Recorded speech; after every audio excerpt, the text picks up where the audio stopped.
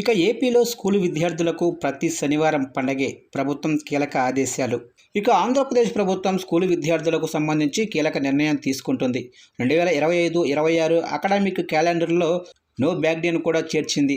వచ్చే విద్యా సంవత్సరంలో పాఠశాలలు 233 రోజులు పనిచేస్తాయని, 1 నుంచి 5 తరగతులకు ప్రతి శనివారం నో బ్యాక్ డే అమలు చేయనున్నట్లు పాఠశాల విద్యాశాఖ పేర్కొంది.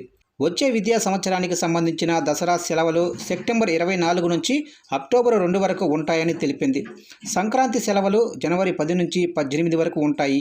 అలాగనే మైనారిటీ విద్యా సంస్థలకు దసరా సెలవులు సెప్టెంబర్ 27 నుంచి అక్టోబర్ 2 వరకు, అలాగనే క్రిస్మస్ సెలవులు డిసెంబర్ 21 నుంచి 28 వరకు ఇస్తారు. సంక్రాంతి సెలవులు జనవరి 10 నుంచి 15 వరకు అయితే ఉంటాయి. ఇక మరోవైపు రాష్ట్ర వ్యాప్తంగా వేసవి సెలవుల తర్వాత స్కూలు ప్రారంభించే నాటికి ప్రతి విద్యార్థికి సర్వేపల్లి రాధాకృష్ణన్ విద్యామిత్ర కిట్లు పంపిణీ చేయడానికి తగిన ఏర్పాట్లు చేస్తున్నారు అధికారులు. ప్రభుత్వ ఎయిడెడ్ పాఠశాలల్లో చదివే విద్యార్థులకు సర్వేపల్లి రాధాకృష్ణన్ విద్యార్థి మిత్ర కిట్లను ప్రభుత్వం పంపిణీ చేయనుంది.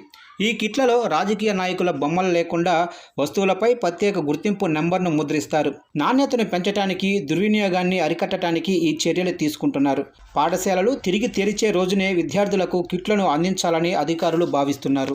ఇక విద్యార్థి మిత్ర కిట్లో ఇచ్చే బ్యాగులు, బూట్లు, బెల్టులపై ప్రత్యేక గుర్తింపు నెంబర్ను ముద్రించారు. దీని ద్వారా ఏ కాంట్రాక్టు సంస్థ సరఫరా చేసింది, ఏ జోన్కు చెందినది అనే వివరాలు తెలుస్తాయి.